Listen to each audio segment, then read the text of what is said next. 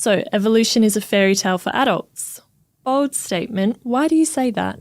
Well, firstly, I want to stress that I'm not trying to insult science or scientists here. I am a scientist. I earn my living. I'm doing, amongst other things, a lot of science.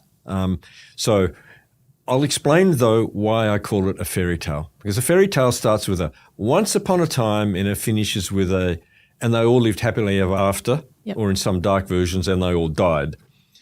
So the origin of life is a fairy tale, I maintain, because it starts with once upon a time there was nothing and then it exploded. That's the so-called Big Bang theory, which is becoming under increasing criticism from the secular scientific community. Then you end up with the next once upon a time. Once upon a time, a bunch of lifeless, simple molecules joined together, became a bit more complex, and then they became more and more complex and more and more complex. And so you had some moderately complex molecules.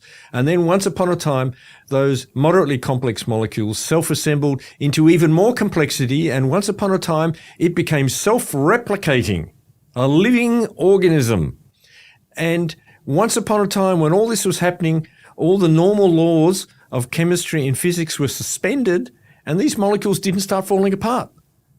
So I call it a once upon a time theory of the origins of life. It's not supported by observational science.